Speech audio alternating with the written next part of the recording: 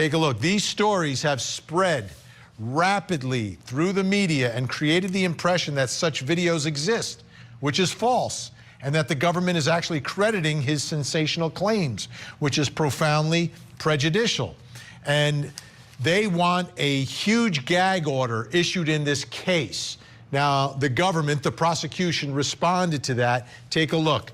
The victim gag motion should, like the bill of particulars, be denied as a premature request for the government to identify and restrict its witness list over 6 months before trial. Although styled as a request to, quote, prevent prospective witnesses and their lawyers from making extrajudicial statements that substantially interfere with Mr. Combs' right to a fair trial, the reality is that the victim gag motion is simply another way to get at the relief sought in the bill of particulars, premature disclosure of the government witnesses and a restriction of the government's ongoing investigation. Not only would the government's compilation of such a list at the outset of its case and while it's continuing to investigate be a fool's errand, but such relief would be unprecedented. So they're trying to get everyone to say nothing about the case and for the government to give the information about everyone who was going to testify in the Diddy case, which they say is still being investigated. But what about someone coming forward who allegedly has video of Diddy sexually assaulting celebrities, plural? Let's get back to our think tank, Al Wunsch, Darnell Crosland, and Jennifer Brandt. I guess the question here is, Jennifer, like how could this exist and it not be made public or no one knows about it at this point? Do you believe there's any credibility to this witness who is not an accuser and not anyone involved in a civil claim against Diddy, but just someone who says he's a witness, who says he has videos of Diddy sexually assaulting celebrities, plural? I guess Vinny will believe it when we see it. Until we see it, it's all talk. We don't know really what he has. He's talking about things that he has, but no one's seen it. No one else is talking about it. No one else seems to know about it. So let's see what he's got. I mean, he's got to come forward and prove it. Now it's just a bunch of talk. I don't think we can really buy into it. All right, Al Wunsch, how does this work if this does exist? Would the prosecution compel those celebrities to come forward to say in court what Diddy did to them? I'm saying if this exists, it seems like if it's an assault, it's an assault. It's a crime. It would be part of this entire RICO case. Right. Well, I think that if there is, well, they're certainly going to bring them in and they're going to question them. Whether or not they're going to subpoena them at the time of trial is another issue. You have a videotape, okay, that would need to be explained, and they're certainly going to bring them in and have them explain it. And there's no way that that would not happen. And they would be compelled to come in, and some of these celebrities may, say, listen, this was consensual. I was totally into this. There was no problem with me. And I even knew I was being videotaped. I think what's mostly going to happen is they're going to say, look, I don't want to get involved. I don't want to be part of this. But I think the state will compel them to come in and explain what's going on that tape, if indeed there is a tape there. Again, if there's a tape. There's a lot of allegations flying around.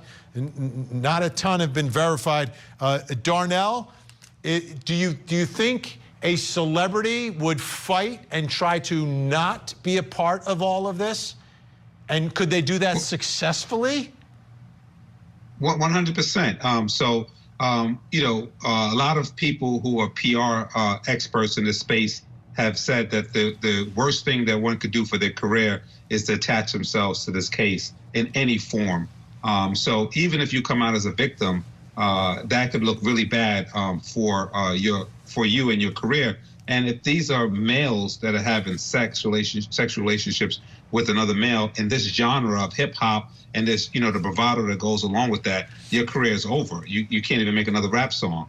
And there was a guy who came out who was the publicist for Kim Porter, and he's allegedly saying that he has tapes, etc. But that's still questionable. If you look online, you see I just filed my appearance in the Southern District on behalf of Joseph Sherman, who was Diddy's bodyguard. And so I'm in that case, and we have a status conference on November 22nd in that same court. So this case is very interesting, and I've been talking to the team for like weeks now, and so you got to stay tuned. But I think that a lot of these false allegations are coming forward, and a lot of them are going to have to be vetted. And the court even made an order saying that if you claim that you have been sexually assaulted, you must put forward your name. He has a right to defend himself, and he has a right to know who's making these allegations. So I'll be in court on November 22nd on this matter. We will follow up with you, obviously. Hey, by the way, today is or on his 55th birthday, Diddy's children called him with a special message. Take a look at this video that was posted to his son, Justin Dior Combs' Instagram page earlier today. Happy birthday to Daddy. Yay! I love y'all so much. We love you too. Love you, Pastor. I can't wait to see y'all. Yeah. Can't wait to see y'all. Yes, And I just want to say I'm sir. proud of y'all, especially the girls. I mean, all of y'all, but just for being strong. Thank y'all for being strong, and thank y'all for being by my side and supporting me. I love y'all. I got the best family in the world.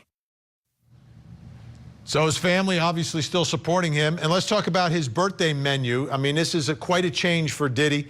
New York Post confirmed this with the Federal Bureau of Prisons. Breakfast, cereal, fruit, and a breakfast cake. Lunch served at 11, pasta with marinara sauce, meatballs, and a garden salad. Dinner, 4 o'clock, chicken or tofu fried rice with black beans and carrots. The New York Post reported last month that Diddy's attorney says that the food's probably the roughest part of his jail stint. This is a huge change, Jennifer Brandt, from the life that he lived to the life that he's living now behind bars. For sure. For sure, Vinny. I don't think he was eating these types of meals when he was free. He's probably drinking very expensive champagne and eating the best food. So surely is a change for him, especially on his birthday, to be in prison. But, it sounds like a lot of food, actually. It's more than I eat during the day. It's more than I eat. Me too. Al, I know you're Vinny, chomping at the bit. 10 seconds. Well, because the chicken is served with a nice raisin-based Chianti. But what I'm more interested in is the prison guest list and how many A-block inmates were at the party. There you go. How many A-blockers? Love it. Al, Darnell, we're out of time, Darnell. I'm out of time. Al used up your time again. Al Wunsch, Darnell Crossland, Jennifer Brandt, thank you so much.